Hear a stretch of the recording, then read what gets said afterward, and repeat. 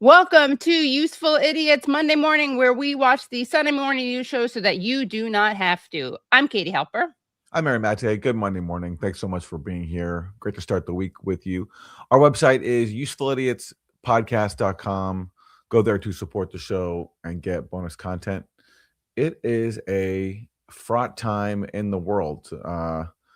Trump is taking over Venezuela, he says. He's threatening to bomb Iran, all while defending the murder of ICE protester Renee Good by an ICE agent. And we have a lot of clips about that today, with the Trump administration is refusing to back down on their defense of what we all saw on camera. Renee Good just having her life taken by an ICE officer who shot her simply by all appearances because, in Trump's words, she was being disrespectful. That's what Trump said last night, that she was being disrespectful. So therefore, in the eyes of the Trump administration, she deserved to be killed. Yeah, and just a reminder for everyone who believes in limited government and protests against what they consider to be government overreach. So that includes not killing people because they're disrespectful. So that I would call government overreach. I mean, it's a crime. But, I just want to urge our brothers and sisters out there who consider themselves to be conservative and pro small government that having a small government does not mean having ICE officers kill people for their attitude. It's also not really that brave a thing to do. So I know a lot of people are talking about how brave and courageous these ICE officers are. And if you are brave and courageous, you also, another example of being brave and courageous is not shooting someone because you feel offended by what they're saying. So, yeah. All right. Well, let's get to our weekly recap from Meet the Depressed. The longest running show in television history. This is Meet the Press with Kristen Welker. Good Sunday morning. Protests are growing across the country over President Donald Trump's hardline deportation policies. In Minneapolis this week, 37-year-old Renee Nicole Good, an American citizen and mother of three, was shot and killed in her vehicle by an ICE officer. Caught on video from multiple angles, including from the officer who pulled the trigger. We do want to warn you, this video is disturbing. That's fine, dude. I'm not mad at you. Show your face.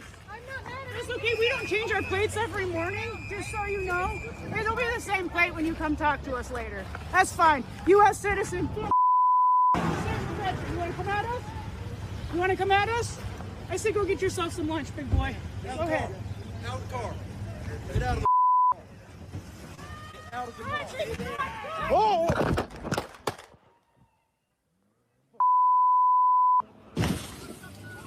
The Trump administration. And by the way, as is revealed later on, that beeped out comment is the officer saying "fucking bitch" after he fatally shot her. One other thing, it's a male voice. It's a male voice saying "effing." Oh, okay, we don't know. And it's most likely. I mean, it's most likely him, but we just don't know that for absolute sure. But yeah. Okay, it's a male voice saying that. It could have been an observer.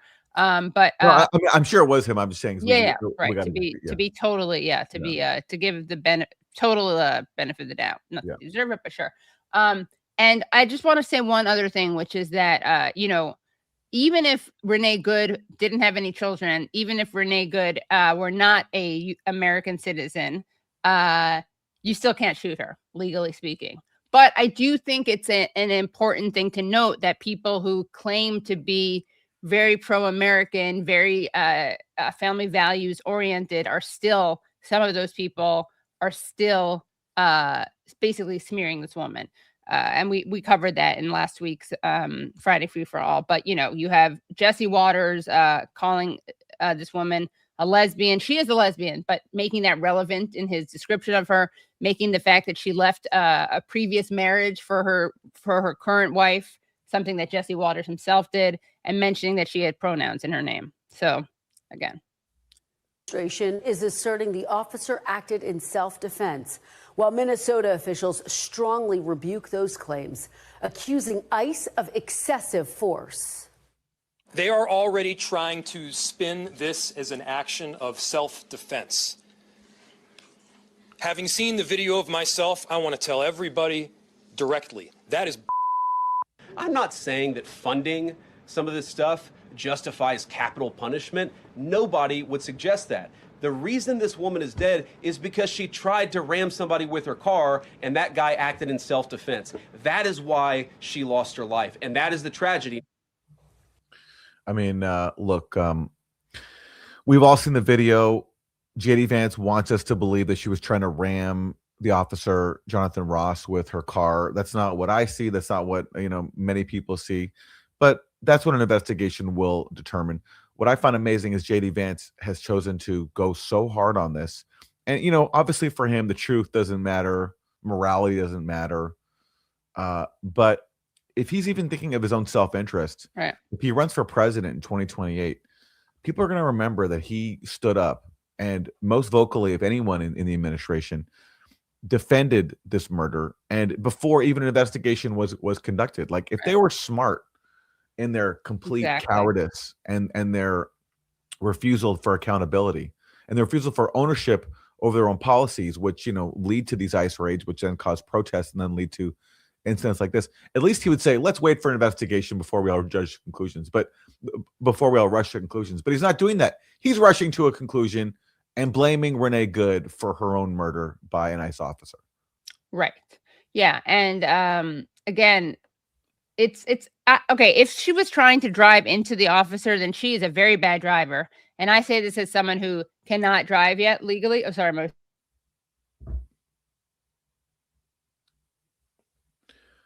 Even I know, and I am not a driver yet, although I have my permit. Even I know, and Aaron, correct me if I'm wrong as a non-driver. I believe that when you want to drive into someone or hit someone, that requires turning your wheel in the direction of said person and not turning it in the opposite way. That's absolutely correct. All right. Absolutely. I'm going to make a great driver with those kinds of instincts. Yeah. Okay. Let's get to Homeland Security Secretary Kristi Noem. She's also, like JD Vance, come out and defended this murder. She declared immediately that Renee Good was guilty of, quote, domestic terrorism. So Kristi Noem is so reckless here and just so out of line that even Jake Tapper of CNN gets to actually do some actual journalism. Imagine that. I know, it's crazy. Sized for your comments. The shooting, we should note, was Wednesday at 10:37 a.m. Eastern. Just over 2 hours later, the Department of Homeland Security put out a statement definitively asserting what had happened, defending the ICE agent, accusing Renee Good of domestic terrorism. That's a characterization that you reiterated in a press conference half an hour later. Now, Republican Senator Tom Tillis said, quote, "It was very unusual to have a senior law enforcement official to draw a conclusion about an event where the scene was still being processed. Generally speaking, law enforcement would recognize that a life was lost, that families are changed forever, the shooter's life will change forever. We're collecting video. We're trying to assess the situation." Why did you not wait for an investigation before making your comments? Oh, well, everything that I've said has been proven to be factual and the truth. This administration wants to operate in transparency. I have the responsibility as the Secretary of Homeland Security to know this information as soon as possible. Had just been in Minneapolis the day before, had already had conversations with officers on the ground and supervisors and knew the facts and decided that the department... Sorry, huh? You were in Minneapolis before the shooting, so therefore you knew what happened during the shooting? Yeah. Like you gathered the facts. What, like, are you, is that time travel? Is that what you mean? Are you clairvoyant? Like, she has Minneapolis dar, Aaron. Mindar, yeah. And the people of this country deserve to know the truth of the situation of what had unfolded in Minneapolis. But with all due respect, Secretary, the first thing you said was, quote, "What happened was our ICE officers were out in an enforcement action. They got stuck in the snow." Correct. Because of the adverse weather that is in Minneapolis. They were attempting to push out their vehicle, and a woman attacked them and those surrounding them and attempted to run them over and ram them with her vehicle. That's not what happened. We all saw what happened. It absolutely is what happened. Those officers had been out in enforcement action. A vehicle had been stuck. They had come to help get that vehicle out. That's when this individual started blocking traffic for minutes and minutes. You said that the woman attacked them and surrounded them and attempted to run them over and ram them with her vehicle. blocked the road for a long time and was yelling at them and impeding a federal law enforcement investigation. And that's what you need to focus on, Jake, is they were breaking the law by impeding and obstructing a law enforcement operation. They were breaking the law already, and these officers were doing their due diligence and what their training had prepared them to do to make sure they were handling it appropriately. I mean, here's what you can say. I mean, I don't know how long Renee Good's car was there for. But let's assume, for argument's sake, that they were indeed blocking the road. The fact is, she was trying to leave, and she even tells the officer that, like, I'm leaving. Right. And he murders her. And what you can also say is that Renee Good's partner on the video is taunting the ICE officer, like she is, and you can say one shouldn't do that, right? I mean, in terms of how one behaves. But the question is that does that justify killing her partner, Renee Good, executing her? When Renee Good's clearly trying to drive away, and the answer is of course not. And and you even hear, I mean, a male voice say "effing B word" right after shooting her, which says that this guy, if indeed the speaker is the shooter, which in all likelihood it is, that he was I mean, obviously just totally unhinged. Yeah, and that's what should be the focus here. Right. Not like the fact that her car was in the road and like the partner was like, you know, had some testy words for the officer. Right. I mean, unless people actually think that like ICE officers are fair game for being, and I'm not saying this, but by the logic of saying that this woman should have been shot because her partner was being confrontational or provocative, then you're saying some really interesting things about ICE officers. If God forbid an ICE officer's partner is disrespectful or confrontational. And I don't think people who are defending that think that those people deserve to be executed.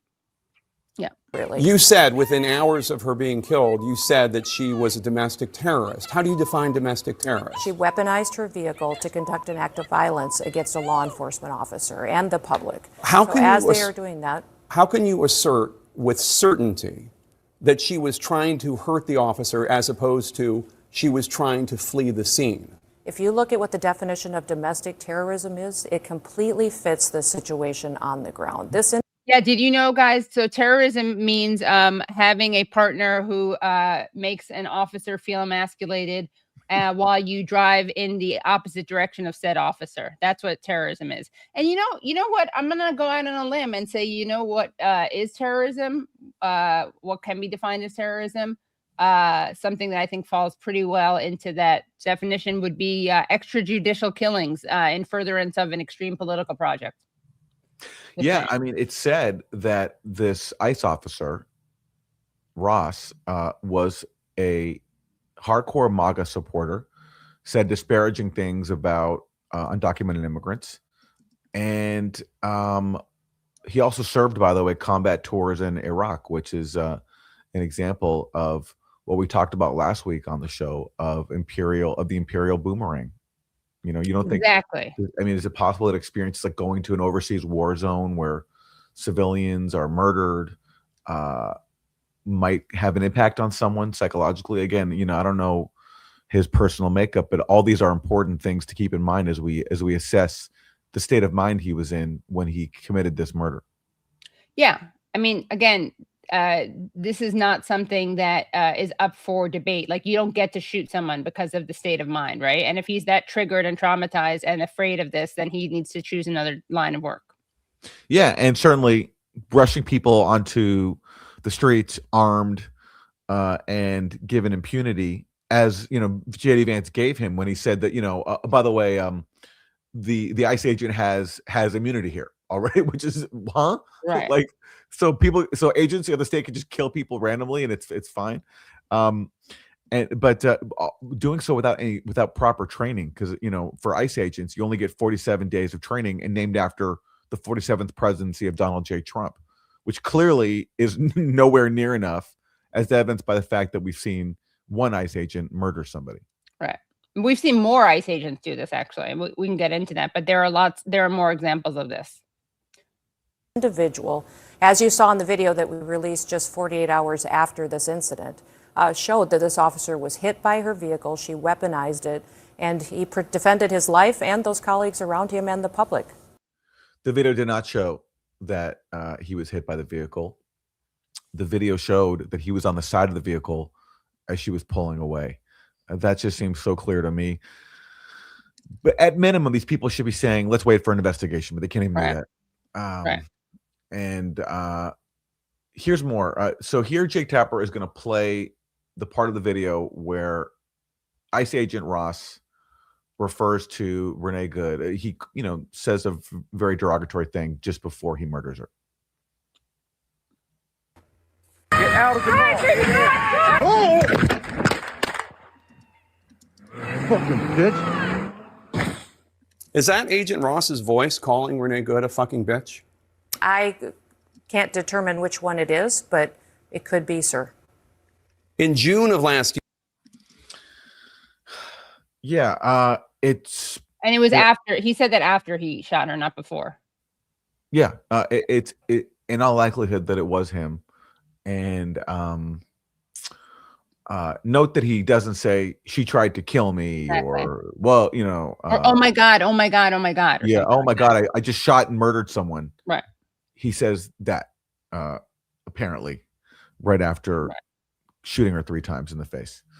And also, I mean, it's not. I don't think that I'm not a psychologist. I don't necessarily think someone does that and says like, "Oh my god, I killed her." But I think if you're afraid, you're in the "oh my god, holy shit" territory. Not I'm going to insult someone and call them a fucking bitch. That's an angry, triggered response, not a fear response. All right. Well, here's Kristi Noem pushing back on Jake Tapper, and she's imploring him to focus on what she calls the real question at hand. Leading law enforcement operations throughout the previous moments and hours before the question is, what was she doing when she was moving her car? The question the question is why are we arguing with a president who's working to keep people safe? Well, okay, that's literally your response to being presented with the facts. I'd love that to be trotted out at Jonathan Ross's murder trial. Agent Ross, was the car moving towards you, as you claim, or was it moving away from you, as the video shows? That's not the question. The question is, why are you questioning President Trump and trying to keep people safe? Right. What a wonderful defense here. Yeah, you're right. But that just shows here they're more vested in defending Trump's deportation agenda and his raids on cities, deploying ICE forces than they are in establishing the facts of the murder of an American citizen by agents of the state. This is just such an extraordinary incident. Yeah. And, for someone who's so concerned with weaponizing vehicles, ICE officers have weaponized their vehicles against protest observers, against protesters, against volunteers. They've bashed cars legally patrolling a neighborhood, protecting against ICE. They've murdered in 2020 since 2004.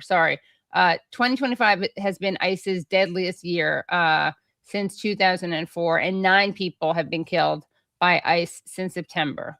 32 people killed in 2025. All right. Well, let's contrast the Trump administration's response to this murder by an ICE officer of an unarmed mother of 3 to how they responded to January 6th, when there were violent attacks on law enforcement officers guarding Capitol Hill. And you'll see in this exchange between Jake Tapper and Kristi Noem a bit of a contrast. I want to ask a question about the rules of how law enforcement is allowed to engage when feeling threatened, per your assertions. Because I want to show some video to you right now and ask, what is the appropriate response for the police officers in this situation?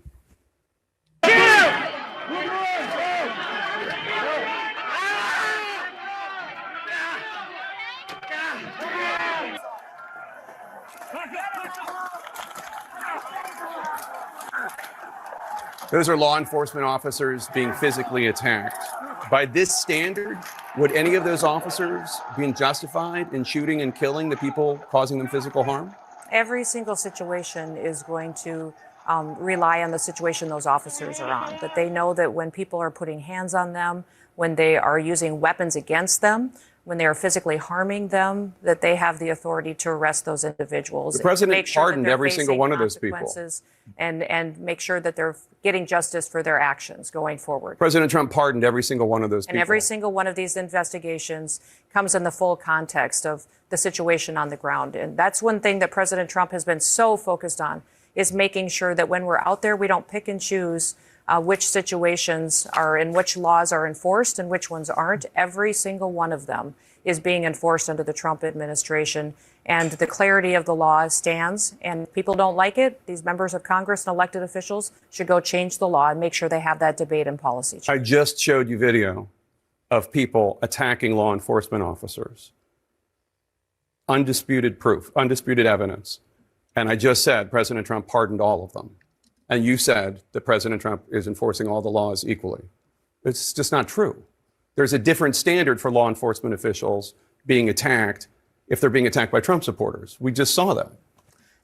You know, it pains me to say it because I'm not a fan of Jake Tapper for obvious reasons. He's among other things, he's a supporter of the Gaza genocide and a complete whitewash. He completely whitewashes Israeli crimes. And also, you know, January 6th, you know, I wasn't the biggest fan of obsessing over that endlessly either. You know, I thought, anyway, but he makes a great point here. Yeah. There's such a clear double standard. And also, when Capitol police officers killed Ashley Babbitt as she was trying to break into a entryway of the Capitol, she was a martyr for the Trump movement, you know, and fair enough. I don't think she should have been killed, but why can't you apply that same indignation, that same outrage at the murder of American citizen by armed agents here when, again, all the evidence, if you look at it, shows she was not a threat to this officer. She was trying to drive away. He snapped and shot her 3 times in the face. Right. But yet she's not a martyr to these people. She's a domestic terrorist. Yep. It is really. And you know, I got to say one other thing is that, like, there's a difference. I'm not MAGA. I really disagree with MAGA people. There's a big difference between being MAGA, being a Trump supporter, and defending this particular murder. For me, there's like a big moral difference between those two things. So you can be a Trump defender. You can believe in his ideas without. I'm not exactly sure how to phrase this. This is to me, this is like a big step beyond just being a Trump supporter, cheering on or justifying or making excuses for an extrajudicial murder. This is a red line for the red hats. Very good. Yeah. Yes. That's a great way of saying it. Yeah. Well, maybe they'll show our words at the next MAGA conference, given the huge influence we have in the MAGA movement. It's true. With us declaring that this is not real MAGA, I'm sure MAGA will hear us. Yes.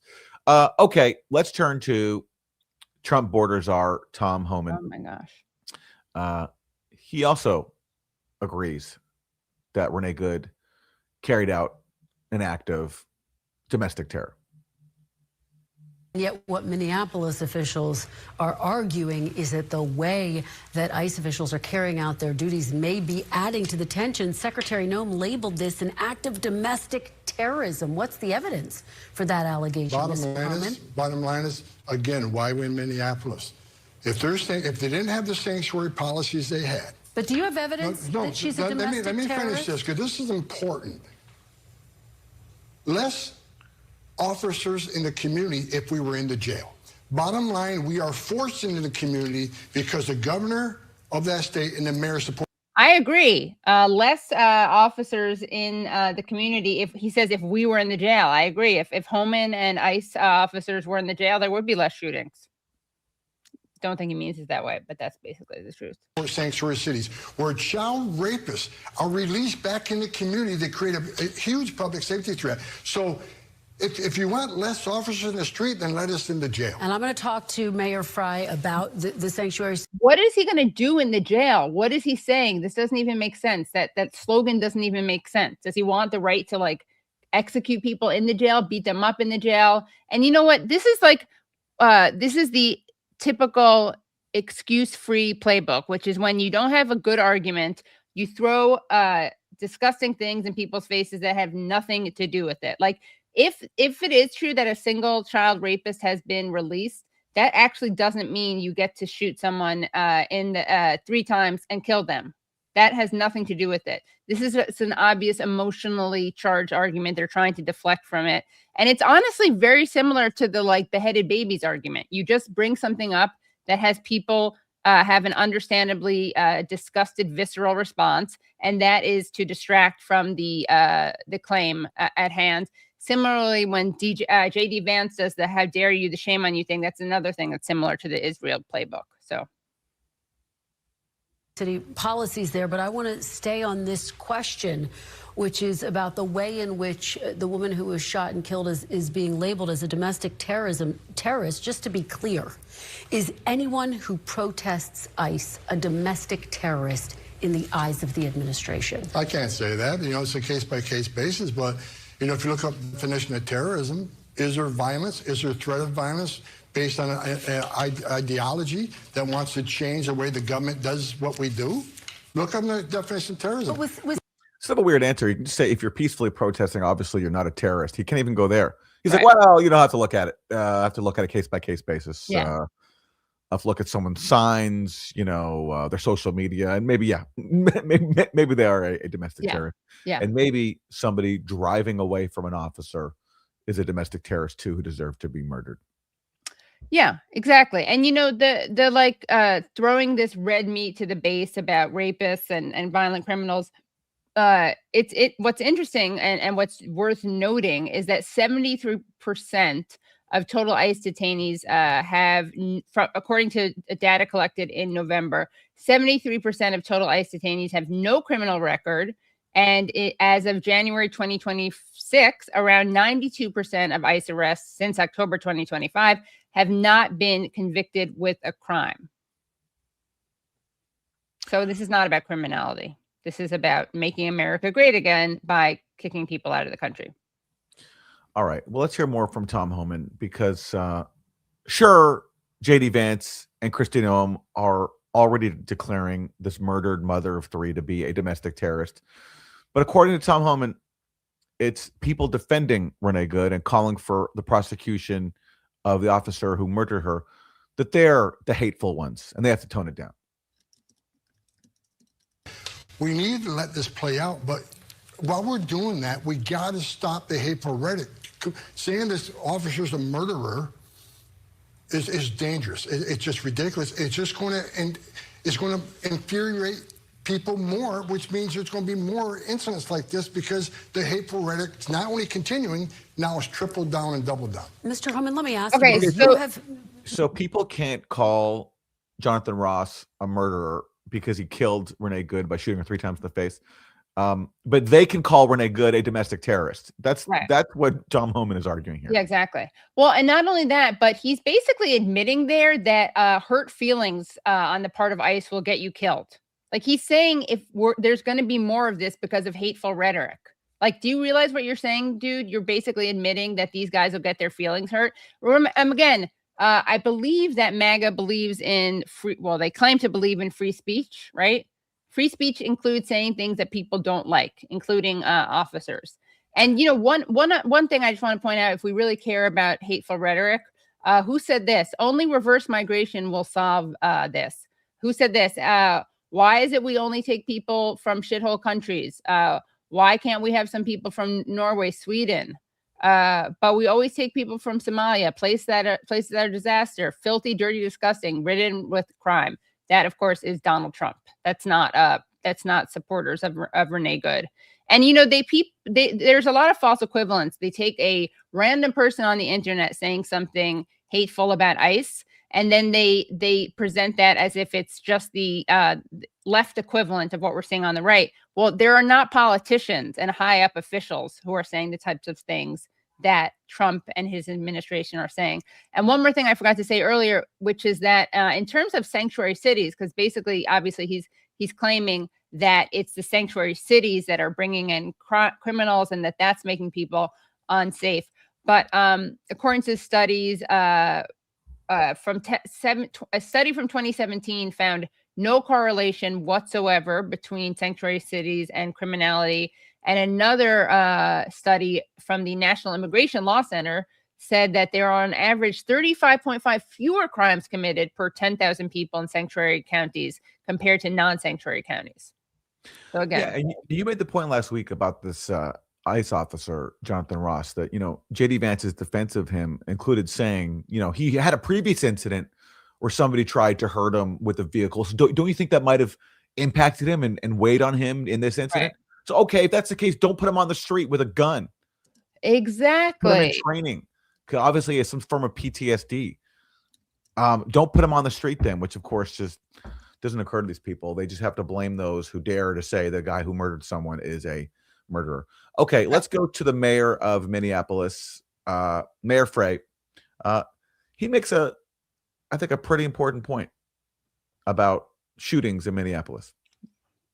A bit because Tom Homan, the border czar, says Minneapolis's sanctuary policy, just for our viewers, that effectively shields undocumented immigrants from deportation, makes it harder for ICE to enforce immigration law. How do you respond to that argument that your city's stance in eliminating cooperation with ICE has made it harder for federal law enforcement to safely enforce immigration laws in your city?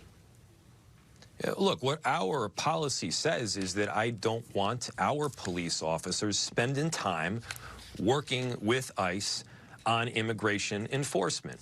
Because why? That's not our primary job. You know what I want our police officers doing? I want them stopping murders from happening. I want them preventing carjackings. And by the way, they're doing a hell of a job right now. We've only had 2 shootings in Minneapolis this whole year. And by the way, 50% of them were from ICE. So I want our officers focusing on safety. You know what I don't want them doing? I don't want them spending a single second hunting down a father who just dropped his kids off at daycare, is about to go work a 12-hour shift, who happened to be from Ecuador. That guy, he makes Minneapolis a better place, and I am proud to have him in our city. So there you go. And also, what they're also doing is literally murdering a woman who dropped off her kid at daycare, as it happened with Renee Good. But he makes the point there that half the shootings in Minneapolis so far this year have come from ICE, which says something about, who's really stopping crime versus committing it. Right. And that may actually make sense, because one of the things that, if you think about sanctuary cities and counties, that probably one of the reasons that there's less crime, maybe because they're able to report crimes being committed if they're not afraid of getting deported. All right, let's turn to Congressmember Ilhan Omar. She represents Minnesota. She's been viciously attacked by Trump in the most racist way. She's of Somali descent, and the Trump administration recently has been trying to blame basically all of America's problems on Somali immigrants. And she faces a lot of threats as a result of just receiving constant vitriol from Trump. She's very brave. Here she is addressing this incident. See, from the recordings that we see, is there anything that you believe was being done that should not have been done by Macklin Good? The administration says she was blocking the road. They are claiming this is an act of terrorism. Yeah, Renee Nicole Good, as you hear her say, she's not mad. She's sitting in her car, peacefully waving cars to get by.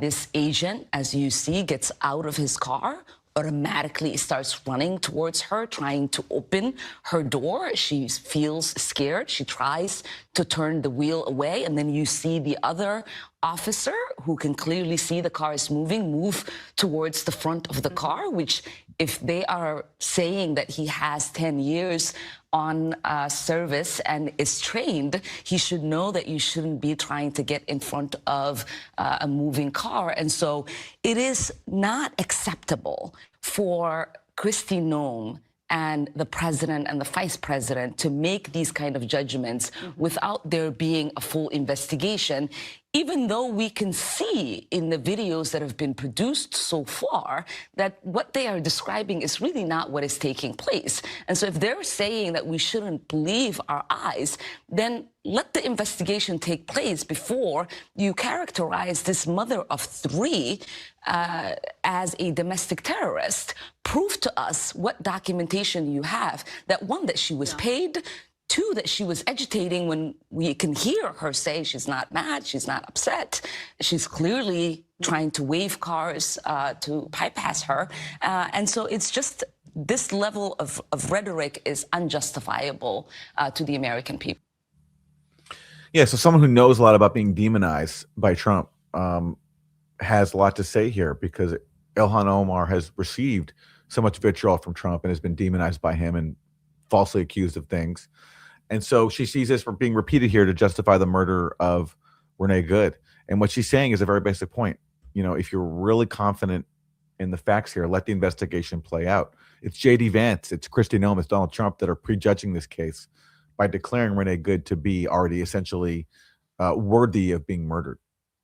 Yeah, exactly. And you know, there's something else that we should know, which is that the opening question is very leading and inappropriate. Why is Margaret Brennan asking about anything, about if there's anything that the wife of Renee could have done better? That's kind of like, that's a bit victim blaming. Again, it's not on the person who is not killing someone to have prevented the shooting. So she says, is there anything you believe was being done that shouldn't have been done by Mac and Good? And again, it's kind of a weird question, because you can say things and do things that you may think are unwise. That still doesn't justify a murder. Yeah, I mean, again, the partner, Renee Good's partner, was taunting the officer. Was, you know, she's like, go have lunch, big boy, or something like that. Okay. But that doesn't justify murdering Renee Good, firing 3 bullets into her face. And if that's the defense they want to use, that, the wife was taunting the officer, then the officer should not be on the street. Right. And he should be in prison. Because you don't get to kill people just because you get taunted. Right. Yeah. You know? And also, like, how insecure are you in your masculinity that you respond to someone taunting you by shooting their partner? All right. Well, let's turn overseas. There is a wave of unrest in Iran. It's hard to get accurate information because the government has, censored the internet, and a lot of fake news has been circulating. But what we do know is that there have been massive protests in Iran against the poor state of the economy. And there have been a lot of people out in the streets. We also know there's been a lot of killings. Opposition activists say that at least dozens of people have been killed by state forces. The Iranian government says that dozens of their forces have been killed, and there have been armed attacks on state officers and on mosques as well. And we also know that, as we're going to see shortly, Mike Pompeo claims that the Mossad, the Israeli Mossad, is involved in the protests. And so this is a very volatile situation. Trump poured fuel on the fire by claiming that the U.S. is locked and loaded and will essentially intervene in Iran if Iran kills a lot of protesters. And so, of course, same people who have been pushing for regime change in Iran forever are very excited by all of this. So here is Republican Senator Lindsey Graham. I don't care if they extract him, but I want him to be considered. He's the modern day Hitler. He's a religious Nazi. He's a horrible person. It's time for him to go. The people want him to go. Trump has done what Reagan did. Reagan went to the Berlin Wall and said, tear this wall down. Donald Trump picked the people over the Ayatollah. Donald Trump says the best way to make Iran great again is for the protesters to win and the regime to come down. How do you do that? Whatever action we're going to take, Mr. President, needs to embolden the protesters and scare the hell out of the regime. If I were you, Mr. President, I would kill the leadership that are killing the people. You've got to end this. If it ends well, then peace breaks out. All the state sponsor of terrorism activity stops. Hezbollah, Hamas, they go away. Israel and Saudi make peace, a new day in the Mideast. If the Ayatollah hangs on, it's a giant Obama step backward. I have faith in you, Mr. President. I have trust in you. You are the Ronald Reagan plus of our time.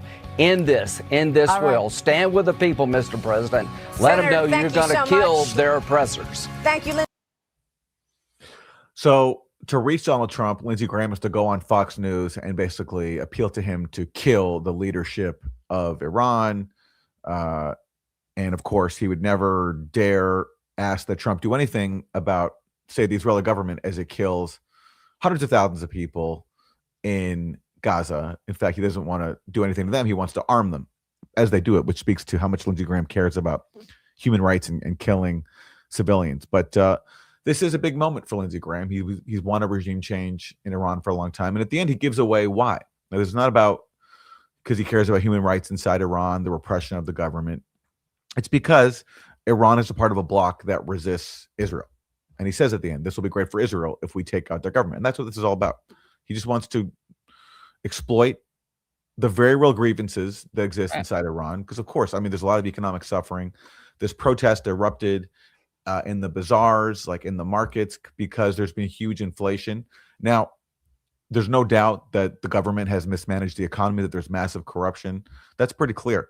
But the part that Lindsey Graham is responsible for and that we're responsible for is in the sanctions that deliberately cripple Iran's economy. So I think the best way to show solidarity with the people of Iran is to drop the sanctions, stop the sanctions that are making their lives increasingly miserable and that are designed to make their lives miserable, are designed to raise the prices of food.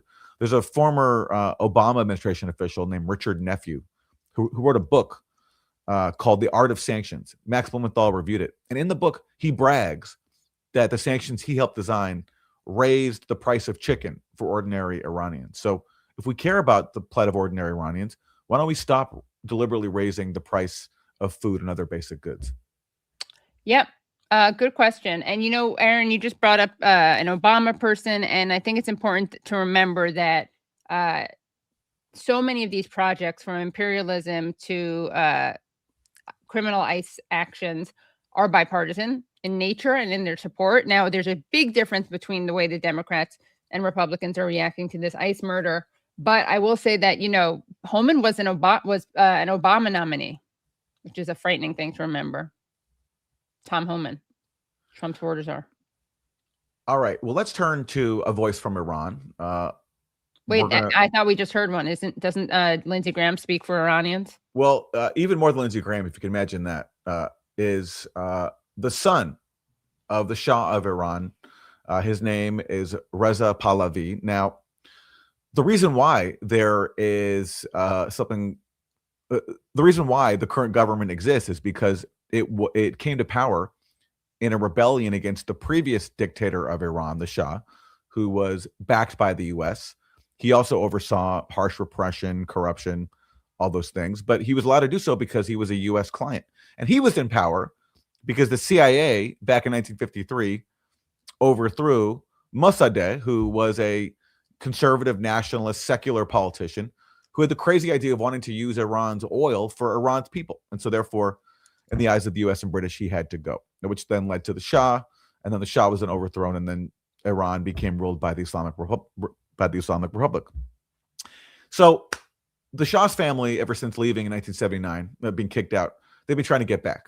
And the Shah's son, Reza Pahlavi, he went on, of course, Fox News to appeal to the man who could, he thinks, get him back in Tehran, right. And that is Donald Trump. And by the way, two things. One is, just so people know, when people refer to monarchists in Iran, they're referring to people who are support the Shah or support Pahlavi. And guys, I really wish I didn't have to say this, but we are not even at half of you liking this. Not even a third. We have over 2,220 people watching. Less than 1,000 have liked. This is unacceptable. Unacceptable. Maka, make America's chat great again. By America, or maybe Mauka, make useful idiots chat great again by giving this a thumbs up. All right, now let's watch Reza Pahlavi. Mr. President, you have already established your legacy as a man committed to peace and fighting evil forces. There is a reason why people in Iran are renaming streets after your name. They know that you are totally opposite to Barack Obama or Joe Biden. They know that you're not going to throw them under the bus as they have had before. This is why they believe that this time they are empowered by the hope that you have their back. Your words of solidarity with the Iranian people and your administration has had tremendous positive effect. Let's hope that we can permanently seal this legacy by liberating Iran so that we and you can make Iran great again. I mean, I got to say, this guy is pretty good at pitching because the one way you really reach Donald Trump is through his ego. And so reminding him that people are naming streets after him and saying this is going to be good for his legacy is the way to go. Pretty clever. I think that that's one good way to reach him. I mean, it's just so surreal that, like, on top of the fact that we have to see this parade of people urging Trump to bomb a foreign country, that they have to like do so on a private news network. Like, this is, we're supposed to have the free market, but essentially Fox News is state TV. And it's not only state TV where we hear the government's, party line. It's where people go on TV to beg the president to bomb another country on their behalf. It's a very unique form of state television. Other forms of state television, they just tell you, hey, we're doing this, we're bombing the country. Here, you get to go on and ask the president to bomb a foreign country. It's a very uniquely American venture. Yeah, it is. It's internationalist in nature. Okay, well, sure, Reza Pahlavi lives in luxury in the U.S. He lives outside Washington, D.C. in a sprawling estate. Never worked really a day in his life, just living off of his family's stolen wealth. But he insists that he is prepared to sacrifice for the cause. That the Iranian people this time will be victorious, and they will be, because I know that Iranians are prepared to die for this cause, and so am I. You're prepared to die for the cause? How? From like suburban Virginia on your estate? Like, how are you going to die for the cause when, of course, he's not going back to Iran unless he rides in on a U.S. tank? Right. So how exactly is he prepared to die for the cause? Well, maybe you just gave him a good idea. We're going to see him on a tank, a Shawmobile. Okay. Well, not everyone is on board with the whole idea of regime changing Iran. Here is Republican Senator Rand Paul. A member of the Foreign Relations Committee. Good morning to you, Senator. Really pretty alarming images coming out of Iran this morning. And the president saying he is backing those protesters and that he will hit them hard where it hurts. Does this concern you? Well, we've had various times through the year protests in Iran. We're always hopeful that, a freedom movement will develop and overwhelm the authoritarian government there. The only problem I have with saying, we're going to bomb Iran is that sometimes it has the opposite effect. So when you bomb a country, then people tend to rally around their own flag. They tend to see this is a foreign country. Okay, no, this is so key. Rand Paul is better than a lot of Democrats when it comes to foreign policy, but he says the only problem with bombing Iran, what is the problem with bombing Iran? Is it that it's wrong to bomb Iran? No, the only problem is that it could backfire in terms of making Iranians rally around their current government. That's Rand Paul's problem with bombing Iran. Yeah, it's the classic thing where, you accept the premise that we have the right to go destroy a foreign country, but you just critique it on procedural grounds and strategic grounds. Oh, it might not work. It might backfire. Yeah. And I mean, that's not to say that he's wrong. I mean, I would say that it is wrong to bomb Iran. And also what happens, ironically, is when you do stuff like this, well, it can go two ways. Like sanctions can make people turn against the government. But actually, when it's stuff like this and it's such an obvious act of war, I think in general, it does make the people rally around their government. Coming in and bombing us. And so I don't think it always has that effect. I wish, the same as the president. I want success. I hope that the freedom movement survives. I hope that the Iranian government, doesn't kill the protesters, but it sounds like they already have. But I don't know that bombing Iran will have the effect that is intended. And what about those threats of bombing right now and what you heard from the Ayatollah there? I don't think I have ever heard a president say they may take military action to protect protesters. Certainly with Soleimani, when the Trump administration hit him, there were massive protests. Yeah, the U.S. presidents don't usually threaten to bomb to protect protesters, especially when their own forces are killing protesters at home. It's a little awkward that Trump is vowing to bomb Iran if it hurts protesters while defending his own state forces that literally just killed a protester in Minneapolis. But anyway, Well, that's our lane. He wants to be able to shine on that. Yeah. Against America, but they are shouting death to the Ayatollah. Do we owe it to those protesters, do you believe, to help them? Do we owe it to the people of Iran to bomb them? That's the question she's asking, basically. Right. Do we owe it to Iranians to bomb them, to bomb their country? That's the kind of genius right. Well, of question we get from corporate media. It reminds me kind of when people who support Israel's genocide, of course, they would say that they support their strikes, right, in Gaza, pretend that they do this because they care about LGBTQ people, as if bombing people in Gaza is somehow going to like save LGBTQ people and not actually incinerate them when they bomb them.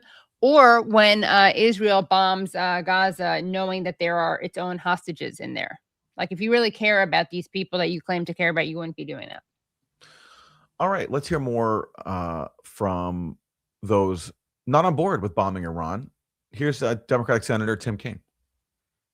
The president has been briefed on military options, but our reporting is no decision made, no military assets put in place to execute anything yet. There aren't even any aircraft carriers in the Mideast region at this moment in time. Would you support military? Margaret sounds disappointed that we haven't moved in U.S. military assets like we did in Venezuela. I know. To bomb Iran. This is a really hard time for Margaret. Yeah. Military action. Margaret, U.S. military action in Iran would be a massive mistake. It would have the effect of giving the Iranian regime the ability to say it's the U.S. that's screwing our country up. Right now, Iranians are blaming appropriately the regime for screwing up the country. This Iranian regime. Well, actually, at least the Iranians I know, and I know a lot. And again, no country is a monolith. So it's like you can't speak of the Iranians as if everyone has the same opinion. For example, today in Iran, there's footage of a lot of people protesting in support of the government, just as there's footage, a lot of people protesting against the government. So no country is a monolith. But I mean, I think most Iranians, if you were to survey them, yes, they would blame their own government. Absolutely. There's mismanagement, there's repression, there's corruption. But they also would blame the U.S. sanctions that are deliberately designed to destroy their economy. Right. Like, no one denies the sadistic impact of U.S. sanctions, except, of course, for those who vote for the sanctions, like Tim Kaine. So if he was being honest, he would say, sure, criticize the Iranian government. The people have legit grievances. But in terms of what we're responsible for, our policies make life deliberately difficult for ordinary Iranians by crippling their economy. Regime has spent years focusing outside its borders on fomenting terrorism and aggression in Iraq, Syria, Lebanon, Yemen, Gaza, instead of listening to the needs of its own citizens. And much like Syrian citizens finally threw off the yoke of Bashar al-Assad and that brutal regime without U.S. military intervention, it looks to be that. Yes, without U.S. military intervention, except for the fact that the U.S. military occupied 1/3 of Syria, deliberately stole Syria's oil and wheat to do what we do in Iran, which is deprive the government of resources and increase social dissatisfaction and misery so that people finally rise up. That's the part that he leaves out. And there also was U.S. sanctions on Syria that, as Antony Blinken said, will not allow for Syria's reconstruction. That was the official U.S. policy. And there also was a CIA dirty war where the CIA funneled billions of dollars worth of weapons into an insurgency dominated by al-Qaeda, as we can see now by the fact that the current leader of Syria is the founding leader of al-Qaeda in Syria. And that's kind of the model that the U.S. wants to export to Iran as well. Cause misery, increase dissatisfaction with the government, and if need be, arm militants to fight the government. And whatever people's grievances are with the government, and there are many, imagine that there are a lot of Iranians who don't want to see their country descend into a full-blown dirty war and don't want to see riots that destroy buildings, that destroy mosques, as we've just seen this weekend. There's no doubt there's been repression of peaceful protesters. That seems pretty clear to me, at least. But there also has been armed attacks on the state that killed state forces, and any government would respond to that. And note there is critique of Iran. So like he says they focus their energy on exporting violence around the world. And all the examples he names, I think, are simply Iran helping its allies resist Israeli-U.S. aggression. But even if you disagree on that, the U.S. also exports violence around the world, a lot of violence, a lot more than Iran does. I think we can agree on that. And you don't see, Iranians arming and cheering on violent protesters inside the U.S. and imposing sanctions that hurt ordinary U.S. civilians, right? Iran doesn't have sanctions on the U.S. that like raise the price of chicken, for example. So the contrast there is so striking. We're allowed to meddle around the world. Other people who have foreign policies that are involved in other countries, they're not allowed. And again, regardless of what you think of Iran's foreign policy, I don't think you have the right to make ordinary people suffer for whatever your problems are with the government. It's the American way. Iran's doing the same. So let's celebrate their freedom-loving spirit. Let's keep up the sanctions pressure, which helped in Syria and is helping, I think, dramatize the misdeeds of this regime. But U.S. military action would just bring back the painful history of the U.S. Toppling the Iranian prime minister back in the 1950s, and would give the regime the ability to blame their own failures on the United States. Yeah, let's celebrate the freedom-loving spirit of the people by making them suffer. As long as it's not physical, like replacement, regime change, and bombs, it's fine. They can suffer that way.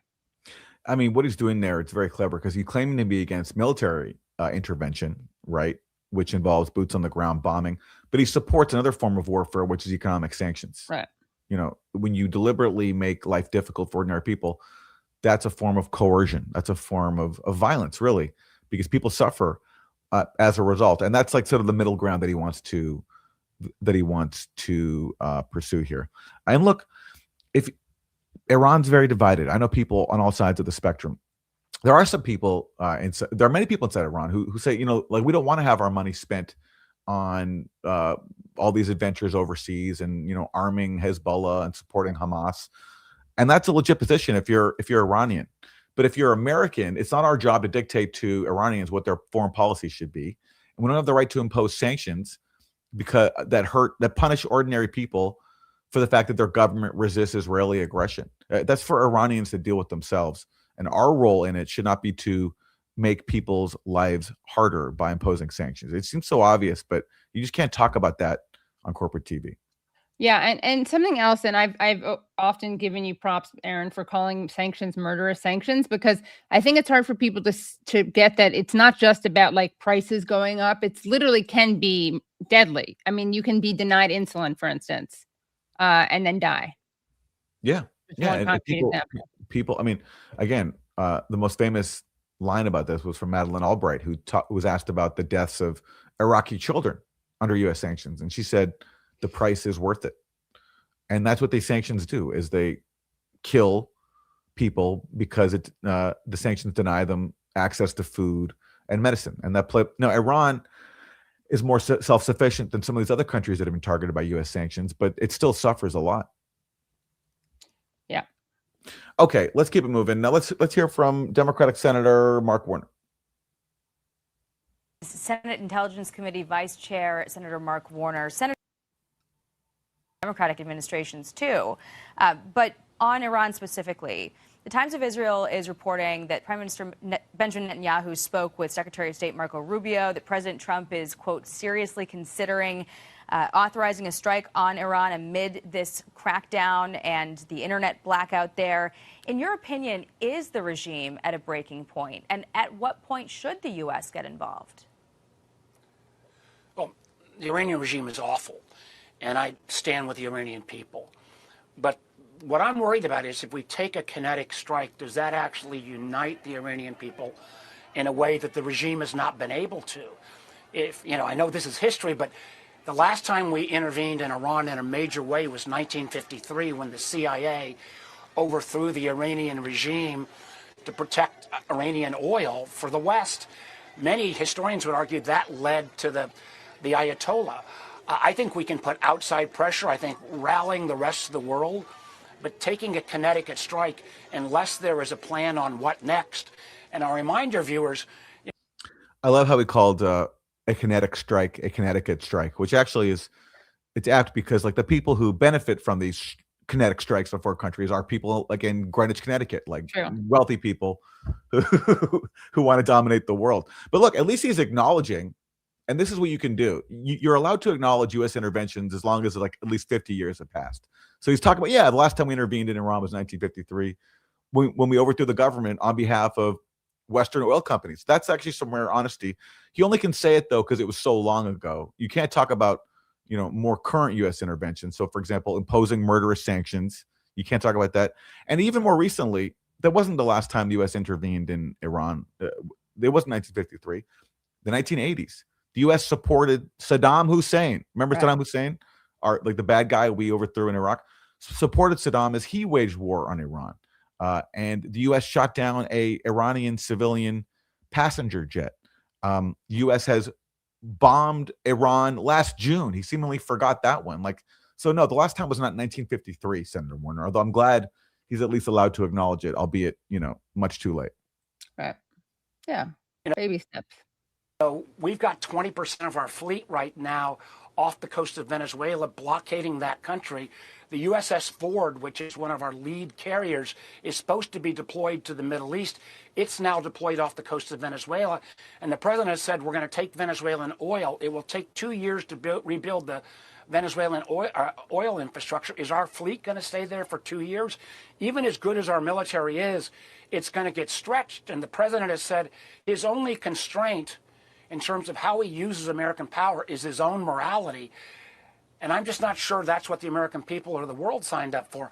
There is a reason why the Constitution says that no single individual can put our troops in harm's way by themselves without consultation with Congress and making a case to the American people.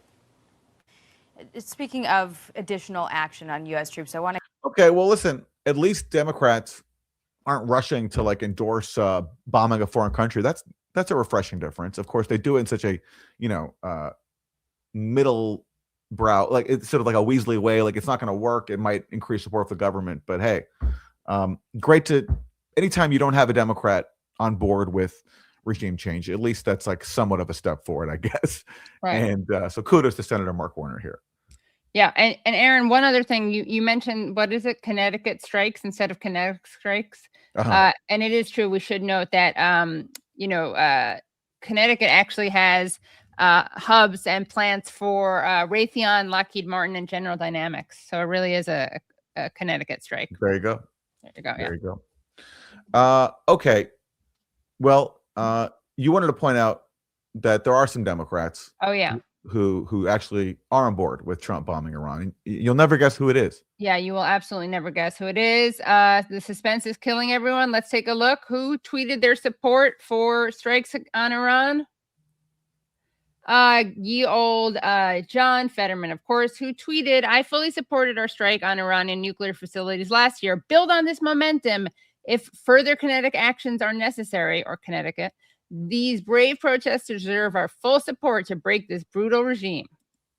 So it's funny. Once again, you got, a Democrat like Fetterman to the right of a Republican like Rand Paul. Okay, so let's turn to Mike Pompeo, former Secretary of State in Trump's first term, former director of the CIA, big advocate of bombing Iran. And he said the most extraordinary thing last week.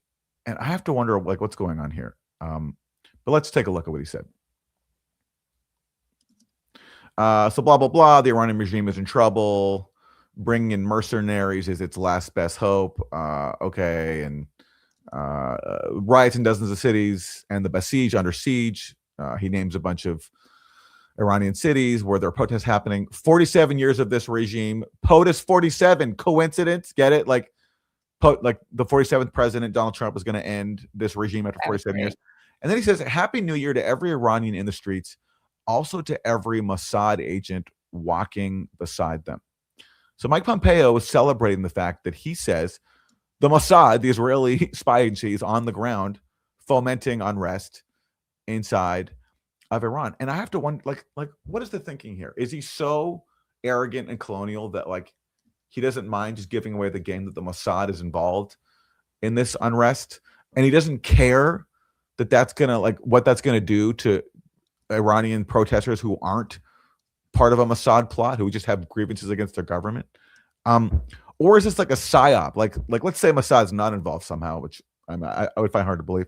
But is he just trying to make the Iranian government even more scared, even though he knows that the Iranian government will use this against protesters that don't have anything to do with the Mossad? It's just so unbelievably arrogant. But the fact is, he's celebrating the fact that the Mossad is involved, and we do know that Israel's heavily penetrated Iran. They did that before the June attack. They spent a lot of money. Speaking of wanting governments to focus on domestic issues, Israel, with the U.S. backing, spends a lot of money trying to destroy the Iranian government, and Mike Pompeo is openly celebrating that. Yeah, it's like, again, when hubris gets in the way of self-interest or undermines it. Yeah. And here's more from Mike Pompeo. This is a clip of him back in 2019 when he was Secretary of State. And listen to him respond to a question about what the U.S. sanctions on Iran are meant to accomplish. And he lays out exactly what we were talking about before, that U.S. sanctions are designed to cause misery for ordinary Iranians. Has been applying a lot of pressure to Iran, withdrawing from the nuclear deal last year, also reimposing sanctions. Have you seen any sign that this pressure is pushing Iran to renegotiate with the U.S.? Things are much worse for the Iranian people, and we're convinced that will lead the Iranian people to rise up and change the behavior of the regime. So that's what you're hoping, that these sanctions are going to help push the Iranian people to rise up against the regime and overthrow it? The sanctions are designed to deny them the wealth and resources they need to continue to create havoc throughout the Middle East and, frankly, throughout the world. So he's asked there very explicitly about the impact of the sanctions. He says, yes, the sanctions have caused misery. They've increased the suffering for ordinary people. That's what they're there for. Because we want Iran to stop being part of the acts of resistance against Israel and U.S. hegemony. And again, that's the quandary that ordinary Iranians are in.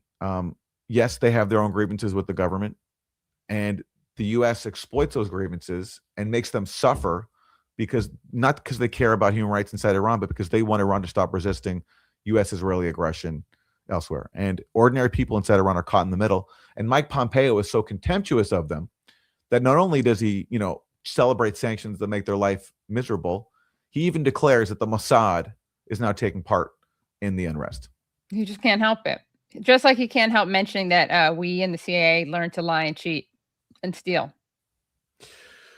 Okay, well, let's turn to another place where the U.S. is basically trying to impose misery on ordinary people to overthrow the government, and that's Venezuela. The Trump administration sent U.S. military assets to block Venezuelan oil, and they've recently kidnapped the Venezuelan president and his wife in a bid to get Venezuela to do our bidding, to let us steal their oil, and to, just like the U.S. wants Iran to stop supporting resistance groups, the U.S. wants Venezuela to stop supporting allies like Cuba, which resist also U.S. hegemony in the Western Hemisphere. So here is Energy Secretary Chris Wright talking about a meeting that Trump had on Friday at the White House with a bunch of oil executives, where he basically tried to sell them on coming in and helping him loot Venezuela's oil.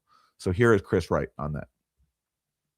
The United States government's going to run it. The president says we're going to run the country. Are we running this as, I guess, American state-owned oil company, essentially? No. Today, we are running the sale of their crudes.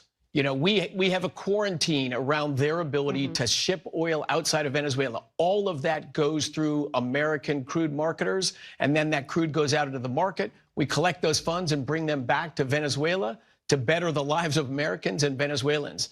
But in the long run, what will happen with Venezuelan oil resources? Yeah, of course, quite likely you'll see American companies, expanded presence there. You'll see growing production. Of course, you're going to see more American involvement in there. But exactly how that's going to work, that's going to unfold over time. So back in November, a U.S. judge backed a bid by an American hedge fund to purchase Citgo Petroleum. The Treasury still has to approve that deal. The hedge fund is actually run by a big Trump donor, Paul Singer. Do you want to preserve Venezuelan ownership of Citgo? Do you want to have America have a financial stake in it? Like Trump bought big portion of an Intel company. Do you want to own portions of oil companies? Again, that's going to be up to American businesses. That's certainly a very real possibility. Maybe we're gonna steal Venezuela's oil. And note how he said earlier that like this is the oil. we're gonna run the oil companies, and it's gonna be used for the American people and the Venezuelan people. And he says American people first. So now not only do we get to steal Venezuela's oil, but the first order of business is not even to help the Venezuelan people; it's to help the American people, because we somehow now own their oil by virtue of kidnapping their president and imprisoning him on fake drug charges. Right. America first, truth and sovereignty and international law second, or third, or fourth, or fifth, or sixth. Yeah. Yeah, it's not even like in any, and it's not even on the chart. It's just like it doesn't even exist anymore. Everything is on its head. The colonial arrogance is just, I've never seen it being so brazen before. And we've seen a lot of colonial arrogance over the years, a lot of imperialism, but a lot of hubris. But this, when it comes to this government, wow, they're really taking the cake. Citgo sale is part of bringing redress to creditors of the United States for the Venezuelan government. And of course, one of the capital providers in that transaction is a hedge fund provider you just mentioned. Mm-hmm. There's lots of American investors and American refining. Yeah, and that hedge fund, by the way, who owns it? Paul Singer. Who's Paul Singer? Billionaire, Trump supporter, big donor to Marco Rubio, by the way. The Secretary of State is really behind all this regime change activity in Venezuela. And he's laid claim to Citgo through his hedge fund because in Trump's first term, they literally stole Citgo. They engineered the theft of Citgo, which is Venezuela's most valuable foreign asset. It's the U.S. subsidiary of Venezuela's oil company. And the Trump administration stole it. And through a complicated creditor process, Paul Singer has laid claim to it. He's got his grubby little hands on it. So not only do we steal Venezuela's oil companies, we then gift it to some of Trump's top donors. In this case, Paul Singer, who is also a hardcore Zio. So it's just what can you say? What can you say? The theft, it's colonial pillage, and it's all out in the open. And it's all treated as totally normal. It is what is it? It's a small club and you're not in it. We're certainly not. We are certainly not. Entrepreneurs that are involved in that. So to take Venezuelan-owned refineries that are in the United States and legally through an auction process transfer them to American owners and American entrepreneurs in the refining business, I think that's fantastic. There's concern about corruption here, though. I think it's fantastic. Yeah, I think it's fantastic. Yeah. Stealing. I mean, are you kidding? Legal auctions. Yeah, we get to go in to a country, steal its oil, which happens to be, the largest oil reserves in the world. It's fantastic. And all we have to do is impose murderous sanctions, kidnap their president, invade their country, send U.S. military assets. Like, what a wonderful deal. This is great. This is great. By the way, speaking of like wasteful spending, the grievance with Iran is they spend money on military conflicts overseas. How much does this Venezuela theft operation cost? Like, how pricey it is to maintain a fleet of U.S. ships surrounding Venezuela on all the soldiers there and all the military assets? It's a lot of money. It's a lot of money that we're spending on on Operation Steal Venezuela's oil. But it's for the good of democracy, obviously. Americans installed on these boards. And how do you respond to these allegations that some Trump donors are going to get preferential treatment? I can assure you that is absolutely. By the way, I got to say, I mean, Margaret Brennan is so pro-regime change. She just doesn't like it to involve corruption on the back end. Like, she's all about invading, getting their oil, but maybe doing like a fairer way once you get it over here. Don't line people's pockets so overtly. Will there be an equal number of Democrats installed on the boards of Venezuelan oil companies that we steal? Right. Can you assure us of complete parity, of partisan parity in stealing Venezuela's oil? Exactly. A partisan parity, which is a parody of democracy. When you get preferential treatment. I can assure you that is absolutely not the case. Absolutely not the case. Think of what. Don't worry, everybody. Even though one of Trump's biggest donors, Paul Singer, is about to get his hands on Venezuela's most lucrative foreign asset, Citgo. Don't worry, there's no preferential treatment here. Everything's fine. Sure, Trump just had like a friendly meeting at the White House with a bunch of oil executives who support him. Yeah, no, this is all going to be above board. By the way, a great read on this is the book Corporate Coup by our friend Anya Parampil. Very timely book now, all about the pillage and regime change operation in Venezuela. Go pick up that book, Corporate Coup by Anya Parampil. It's available from Or Books. Okay, so that was Energy Secretary Chris Wright saying, don't worry, everything's fine. Everything's going great with our theft of Venezuelan oil. Here is another huge cheerleader for regime change in Venezuela, Congressmember Maria Elvira Salazar. Oh my gosh, she's the best.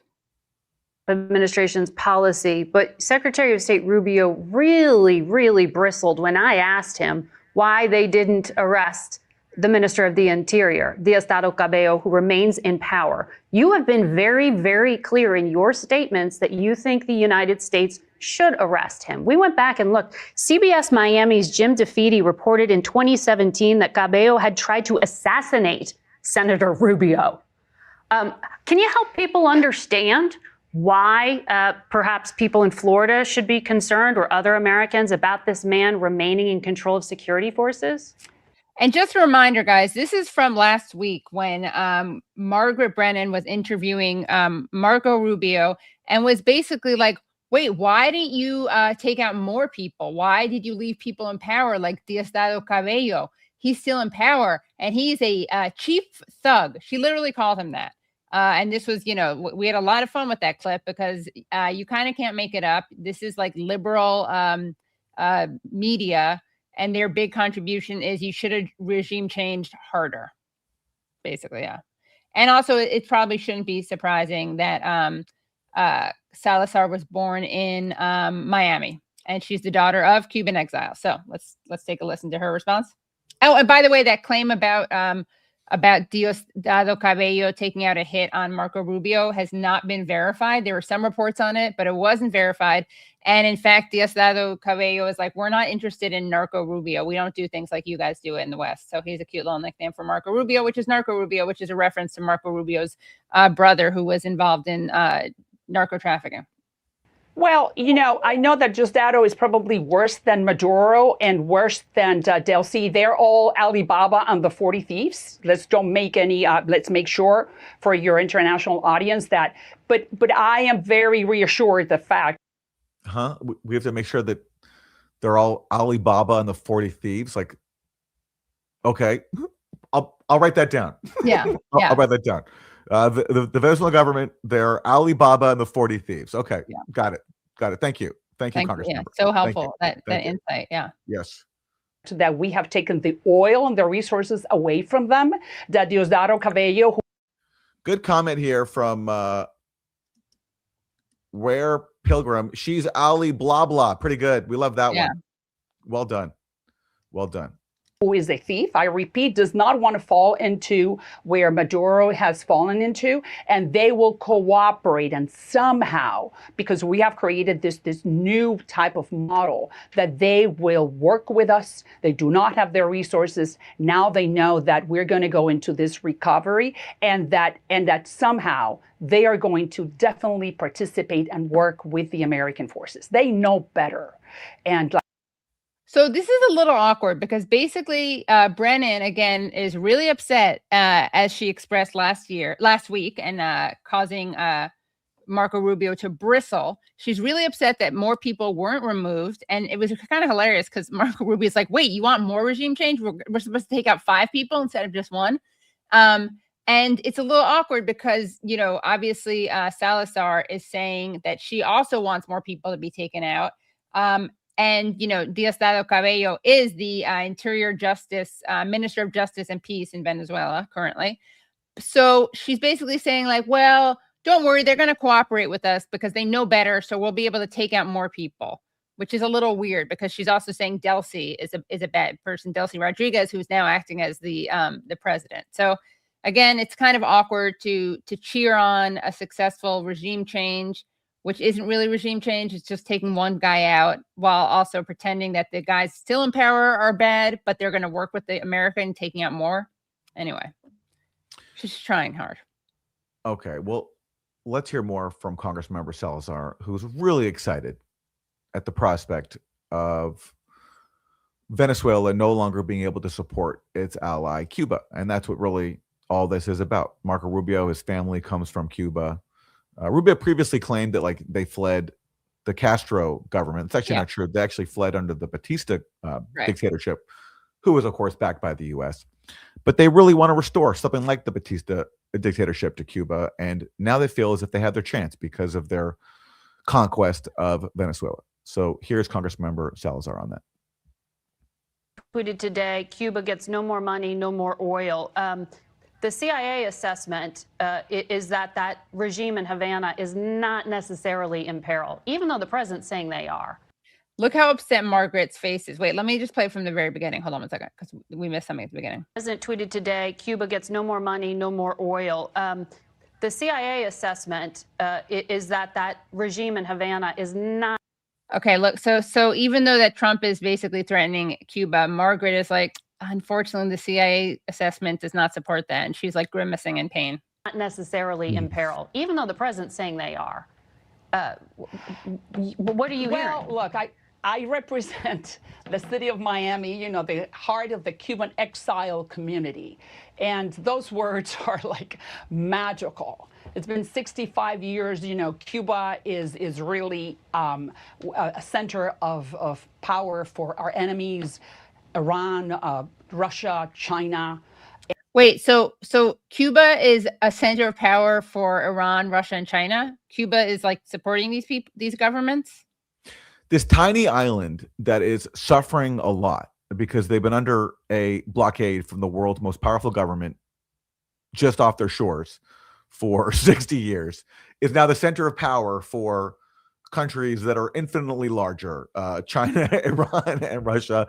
You really can't make it up. And it's magical, she says. It's magical that Trump is bragging about Cuba essentially collapsing. Yeah. I mean, while people in Cuba are really suffering, and their suffering stands to get worse because they are losing, if Trump has his way, a very key ally that gives them things like oil, because the U.S. blocks things like oil because the U.S. has been trying to suffocate Cuba for decades upon decades. Yeah, it's magical. I mean, it's magical to imagine Cubans suffering even more. That's, you know, there are people who are opposed to Castro and opposed to, obviously Castro's no longer with us, but opposed to the Castro tradition in Cuba and the current government, who also don't want people to suffer. I mean, there are differences. There's kind of differences in opposition, but people like this who actually like overtly celebrate things like suffering as magical words, they're sick. They're really sick. I mean, it's the same playbook everywhere. And, you know, from Iran to Cuba, it's not enough for people to have their own legitimate grievances with their government. We give ourselves the right to go in and make people suffer because we went over to the government because they resist our own tyranny, our own aggression.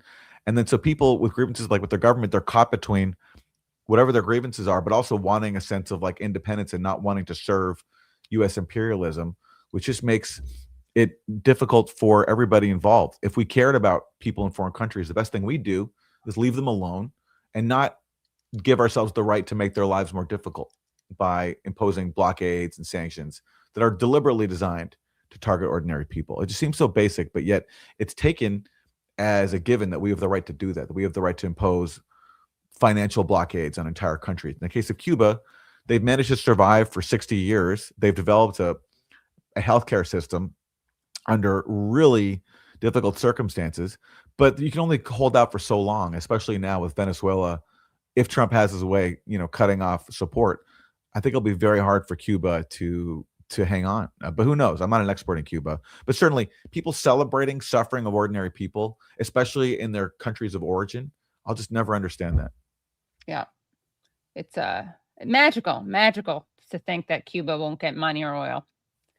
I mean, like, I have problems with the Canadian government, for example, you know, where I come from, but I would never celebrate, you know, the U.S. going in and like making it harder for my friends and family to buy basic goods and access medicine. You know, it's very, very strange. But hey, That's our politics, and that's who. And people like this are who is calling the shots right now, right? And they feel like they're in the driver's seat.